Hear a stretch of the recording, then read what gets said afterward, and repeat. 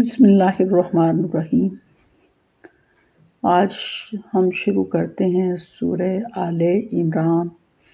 کی آیت نمبر 61 سے۔ اس کا ترجمہ: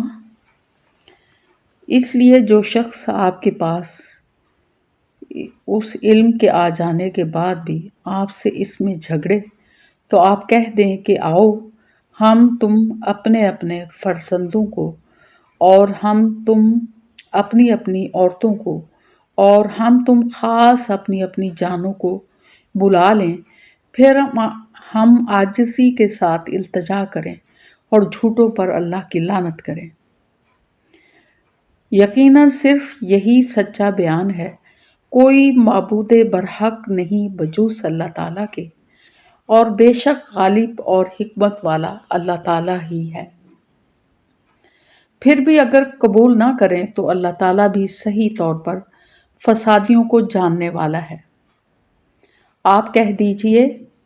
کہ اے اہل کتاب، ایسی انصاف والی بات کی طرف آؤ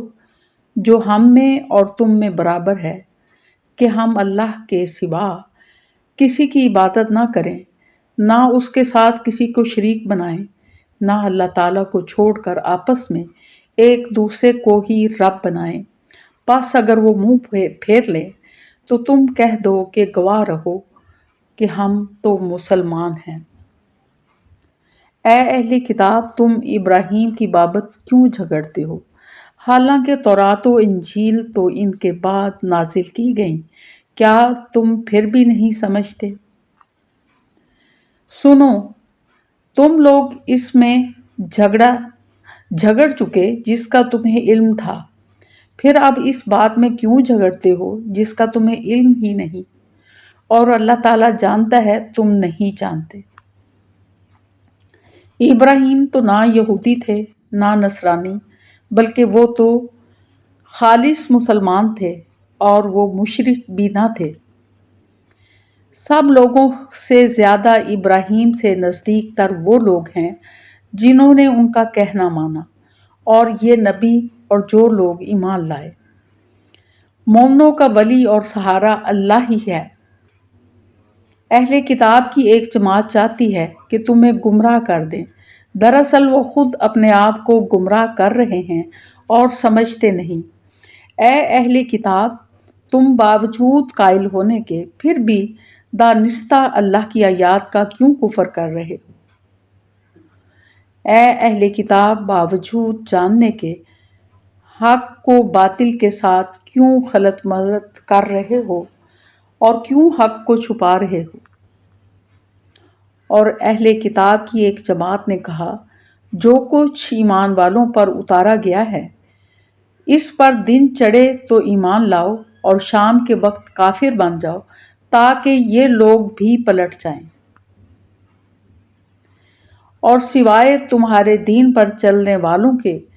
اور کسی کا یقین نہ کرو۔ آپ کہہ دیجئے کہ بے شک ہدایت تو اللہ ہی کی ہدایت ہے، اور یہ بھی کہتے ہیں کہ اس بات کا بھی یقین نہ کرو کہ کوئی اس جیسا دیا جائے جیسا تم دیے گئے ہو، یا یہ کہ یہ تم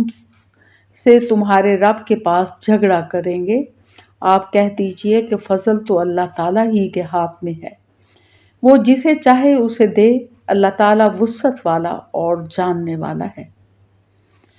اور اپنی رحمت کے ساتھ جسے چاہے مخصوص کر لے، اور اللہ تعالیٰ بڑے فضل والا ہے۔ بعض اہل کتاب تو ایسے ہیں کہ اگر انہیں تو خزانے کا امین بنا دے تو بھی وہ تجھے واپس کر دیں، اور ان میں سے بعض ایسے بھی ہیں اگر تو انہیں 1 دینار بھی امانت دے تو تجھے ادا نہ کریں۔ ہاں، یہ اور بات ہے کہ تو اس کے سر پر ہی کھڑا رہے، یہ اس لیے کہ انہوں نے کہہ رکھا ہے کہ ہم پر ان جاہلوں کے حق کا کوئی گناہ نہیں۔ یہ لوگ باوجود جاننے کے اللہ تعالیٰ پر جھوٹ کہتے ہیں۔ یوں نہیں، مواخذہ ہوگا البتہ جو شخص اپنا قرار پورا کرے اور پرہیزگاری کرے تو اللہ تعالیٰ بھی ایسے پرہیزگاروں سے محبت کرتا ہے۔ بے شک وہ لوگ جو اللہ تعالیٰ کے عہد اور اپنی قسموں کو تھوڑی قیمت پر بیچ ڈالتے ہیں ان کے لیے آخرت میں کوئی حصہ نہیں۔ اللہ تعالیٰ نہ ان سے بات چیت کرے گا اور نہ ان کی طرف قیامت کے دن دیکھے گا، نہ انہیں پاک کرے گا، ان کے لیے دردناک عذاب ہے۔ یقیناً ان میں گروہ ایسا بھی ہے جو کتاب پڑھتے ہوئے اپنی زبان مروڑتا ہے تاکہ تم اسے کتاب ہی کی عبارت خیال کرو، حالانکہ دراصل وہ کتاب میں سے نہیں، اور یہ کہتے بھی ہیں کہ وہ اللہ تعالیٰ کی طرف سے ہے، حالانکہ دراصل وہ اللہ کی طرف سے نہیں، وہ تو دانستہ اللہ تعالیٰ پر جھوٹ بولتے ہیں۔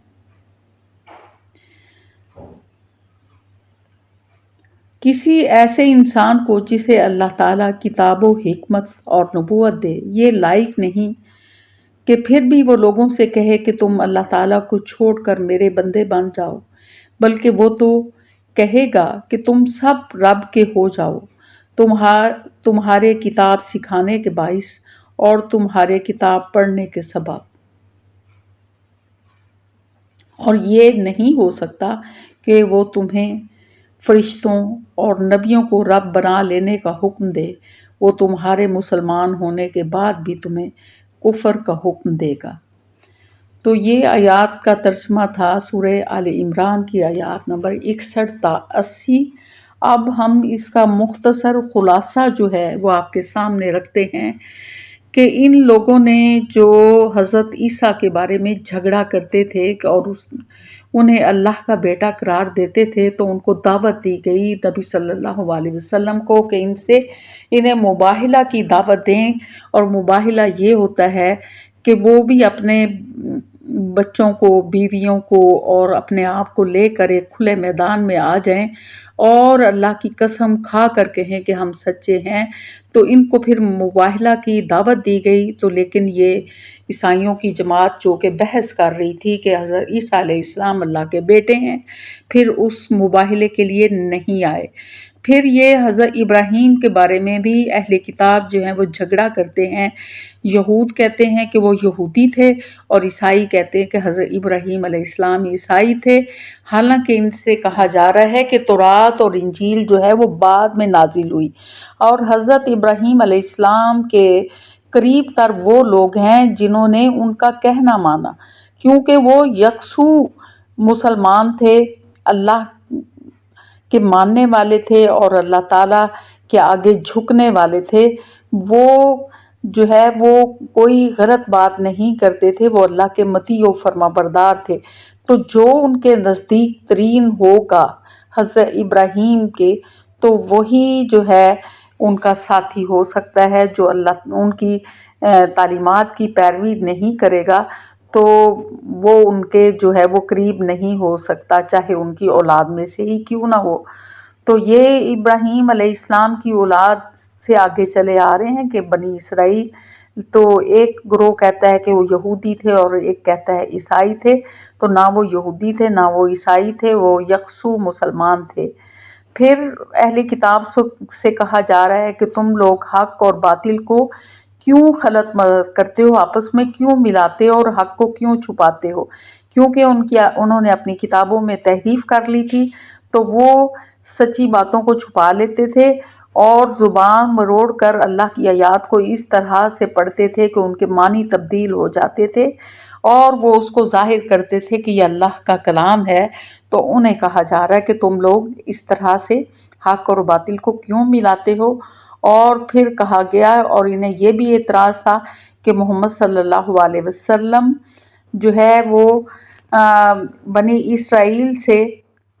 بنی اسماعیل میں کیوں آئے ہیں، تو اللہ تعالیٰ فرماتے ہیں کہ یہ اللہ کا فضل ہے جسے چاہے عطا فرمائے،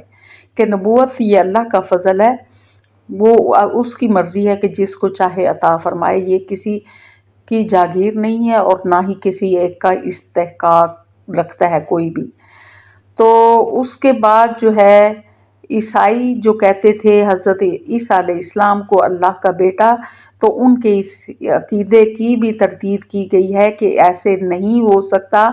کہ ایک اللہ تعالیٰ جو ہے وہ کسی بندے کو اپنی نبوت عطا فرمائے اور حکمت دے اور اسے وہ کہے کہ اللہ کو چھوڑ کر میرے تم بندے بن جاؤ اور مجھے جو ہے وہ خدا قرار دو، تو کہا گیا کہ ایسا نہیں ہو سکتا کہ وہ تمہیں فرشتوں کو، نبیوں کو رب بنانے کا حکم دے اور تمہارے مسلمان